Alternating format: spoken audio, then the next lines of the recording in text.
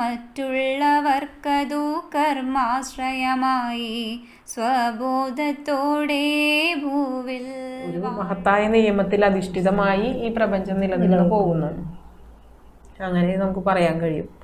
അപ്പോൾ പിന്നെ ഇനി അടുത്ത വരികളിലേക്ക് കടക്കുമ്പോഴാണ് എല്ലാത്തിനും ആശ്രയമാകണമെന്നും എന്നാൽ ഒന്നിലും ആശ്രയമാകരുതെന്നും സ്വയം കർമാശ്രയമായി മാറണമെന്നുമുള്ള വരികൾ. എല്ലാത്തിനും ആശ്രയമായിരിക്കുന്ന ആ മഹാസത്യം ഉണ്ട് ഇവിടെ, ആ ദൈവികമായ ചൈതന്യം അല്ലേ, ദൈവബോധം, ദൈവം, ഈശ്വരൻ, എന്ത് പേരിട്ട് വിളിച്ചാലും ഒരു വചനമുണ്ടല്ലേ, എന്ത് പേരിട്ട് വിളിച്ചാലും ഒരു മഹാശക്തി വിശേഷം അല്ലേ, അത് തുടിക്കുന്നതുകൊണ്ടാണല്ലോ നമ്മളിവിടെ ഇരിക്കുന്നത് തന്നെ.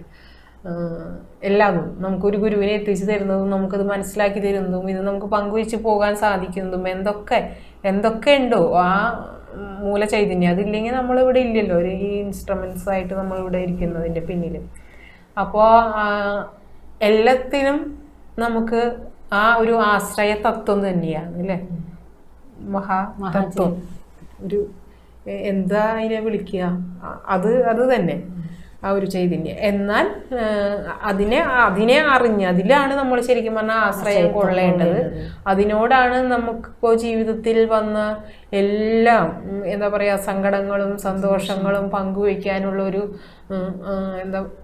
ആത്മ സുഹൃത്തോ എന്താണ് നമുക്ക് അതിനെ കണക്ഷൻ, ഒരു വലിയ കമ്മ്യൂണിക്കേഷൻ തന്നെയാണ്. നമുക്ക് ജീവിതം പ്രാർത്ഥനാത്മകമാക്കൂ എന്ന് ധ്യാനത്തിന് മുന്നേ ഇല്ലേ, നമ്മുടെ ഹൃദയം തുറന്ന് എല്ലാം പങ്കുവെച്ച് ശരിക്കും പൂർണ്ണമായ ഒരു സന്തോഷം നമുക്ക് തത്വം തന്നെ നമ്മുടെ മുന്നിൽ തന്നിരിക്കുക, പ്രാർത്ഥനാത്മകമാക്കുകയാണ്. അപ്പൊ അവിടെ പങ്കുവെക്കുന്നു, പറയുന്നു, തെറ്റുകളേറ്റു പറയുന്നു അല്ലേ, പശ്ചാത്തപിക്കുന്നു, നന്ദി പറയുന്നു, ഒരുപാട് നന്ദി പറയുന്നു, മറ്റുള്ളവർക്ക് വേണ്ടി പ്രാർത്ഥിക്കുന്നു. ഒരുപാട് എന്താ പറയുക, ഒരു വലിയ കമ്മ്യൂണിക്കേഷനും ആശ്രയവുമായിട്ടൊരു മഹാ തത്വത്തെ നമുക്ക് തന്നിട്ടുണ്ട്. അതിൽ ആശ്രയമായി നമ്മൾ ജീവിച്ചു പോകുന്നു. ഒപ്പം തന്നെ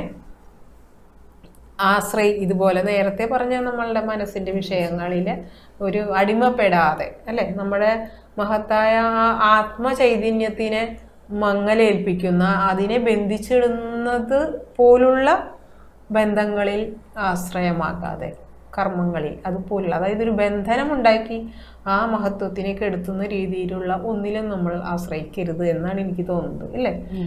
ഒപ്പം തന്നെ ഇപ്പോൾ ഗുരു എത്രയോ പേർക്ക് വെളിച്ചം കൊടുത്തു ചെയ്യുന്നു. ഒരു കർമ്മ ആശ്രയമായി, ഒരു ആശ്രയഭാവമായിട്ട് ഗുരുസ്ഥാനത്ത് നിൽക്കുന്നുണ്ട്. അതുപോലെ തന്നെ വെളിച്ചം തന്ന നമുക്കും മറ്റുള്ളവർക്ക് ഒരു പക്ഷേ ഉപകാരപ്പെടുമെങ്കിൽ, എന്തെങ്കിലും സന്തോഷവും പ്രയോജനം ലഭിക്കുമെങ്കിൽ നമുക്കത് ചെയ്തു കൊടുത്തു. മോചനം ഏതെങ്കിലും തരത്തിൽ ഒരു സൊല്യൂഷൻ ആവുമെങ്കിൽ അങ്ങനെ ചെയ്തു. അത് ജ്ഞാനം കൊണ്ടോ എങ്ങനെയാണെന്ന് വെച്ചാൽ നമ്മുടെ ആ നല്ല മനസ്സുകൊണ്ട് നമുക്ക് ചെയ്തുകൊണ്ട് മുന്നോട്ട് ജീവിക്കണം എന്നുള്ള ഒരു മഹത് സന്ദേശമാണ് ആ വരികളിൽ ഉൾക്കൊണ്ടിരിക്കുന്നതെന്ന് എനിക്ക് തോന്നുന്നത്. അത് പറഞ്ഞു. ഗുരുതത്വങ്ങളെല്ലാം നമുക്ക് ആ ഒരു പരിവർത്തനം ആണ്, മാനസിക ആന്തരികമായിട്ടുള്ള ഒരു പരിവർത്തനം ഓരോ വ്യക്തികളിലും അത് സംഭവിക്കണം.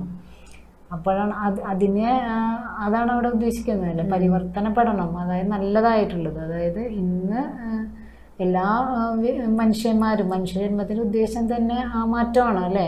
അതായത് ഒരു നന്മ, ആ ഇരുട്ടിനെ കളഞ്ഞുകൊണ്ട് ആന്തരികമായിട്ടുള്ള ആ പ്രകാശത്തെ നമ്മൾ അറിയണം, നമ്മുടെ ഉള്ളിലുള്ള വെളിച്ചത്തെ, അതായത് ആത്മാവിന് ബന്ധനമായി നിൽക്കുന്ന എല്ലാത്തിനെയും നമ്മൾ തന്നെ അഴിക്കണം. നമ്മളാണ് അതിൻ്റെ കർമ്മഫലമായി വന്നിരിക്കുന്ന ബന്ധനങ്ങളെയും കെട്ടുകളെയും നമ്മൾ തന്നെയാണ് പരിശ്രമിച്ച് സാധനാത്മകമായി അത് കഴിച്ച് ശുദ്ധീകരിച്ച് സംസ്കരിച്ച് നമ്മൾ എടുക്കണം. അതിന് സഹായകമായിട്ട് നമുക്ക് ആ പരമ ചൈതന്യത്തെ നമ്മൾ ആശ്രയപ്പെടുന്നു.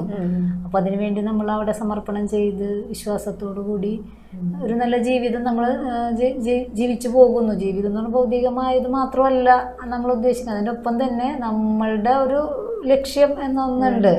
അത് നമ്മൾ തിരിച്ചറിയണമെങ്കിൽ സത്യം പറഞ്ഞാൽ നമ്മൾ ജീവിതം എന്ന് വെച്ചാൽ ജീവിച്ചു കുടുംബം പുലർത്തി ജീവിച്ചു, അവസാനം മരണം വരെയാണ് നമ്മൾ ജീവിതം എന്നാണ് നമ്മൾ ലക്ഷ്യമാക്കി പോയിരുന്നത്. അത് നമ്മളുടെ ഒരു കാലഘട്ടങ്ങളിൽ അതിന് നമുക്കൊരു വേറിട്ടൊരു തിരിച്ചറിവ് വരുന്നത് നമ്മളെന്താണ് ഈ ഒരു ഗുരു തത്വജ്ഞാനത്തെക്കുറിച്ച് നമ്മൾ അതൊക്കെ കേൾക്കുമ്പോഴും അതിലേക്കൊന്ന് ശ്രദ്ധിക്കുമ്പോഴാണ് ഇങ്ങനെ ഭൂമിയിലൊരു ജീവിതം എന്ന് പറഞ്ഞാൽ ഇങ്ങനെ ജീവിച്ച് അവസാനിക്കലല്ല, നമ്മൾക്കൊരു പരമമായ ലക്ഷ്യമുണ്ട് ഏതോ ഒരു ജീവാത്മാവിനും എന്നുള്ളത് നമുക്ക് മനസ്സിലാകുമ്പോഴാണ് നമ്മൾ അത് ശ്രദ്ധിക്കുമ്പോഴാണ് നമ്മൾക്ക് നമ്മളും പരിവർത്തനപ്പെടണം, ആന്തരികമായിട്ടാണ് ആദ്യം വേണ്ടത്. അപ്പോൾ അത് സ്വാഭാവികമായിട്ടും പുറത്ത് അലകളായിട്ട് ടീച്ചർ പറഞ്ഞ പോലെ തന്നെ ആ ഒരു വൈബ്രേഷൻ നമ്മളിലൂടെ നമ്മളറിയാതെ തന്നെ ചുറ്റുപാടിലേക്ക് വരും. ആ സന്തോഷത്തിൻ്റെയും സ്നേഹത്തിൻ്റെയും നന്മയുടെയും പറഞ്ഞ സഹനം, ക്ഷമ എല്ലാം ഒന്നിനു പുറകെ ഒന്നായി വന്നോളും. പ്രത്യേകിച്ച് നമ്മളതിനു വേണ്ടി കഷ്ടപ്പെടേണ്ടി ഒന്നും വരില്ല. ആ സദ്ഗുണങ്ങളൊക്കെ വളർത്താനായിട്ട് നമ്മൾ ശ്രമിച്ചാൽ മതി. അതിന് കുറച്ച് നമ്മുടെ തെറ്റായ ചിന്തകളെയും ആ സ്വാർത്ഥ താല്പര്യങ്ങളെയൊക്കെ മാറ്റി നിർത്തിയാൽ തന്നെ ഇത് നമ്മളിൽ പ്രകടമാകും. സ്വാഭാവികം നമ്മുടെ കുടുംബത്തിലായാലും ചുറ്റുപാടിലൊക്കെ ആയാലും അതിൻ്റെ ഒരു വൈബ്രേഷൻ അലകൾ വന്ന് അതിന് മാറ്റം ഉണ്ടാവുകയും ചെയ്യും.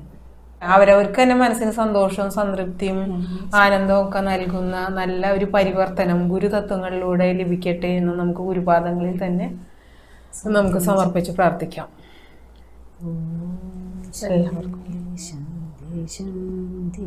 സർവ്വലോകമാനവർക്കും ഗുരുനാമത്തിൽ ശാന്തിയും സമാധാനവും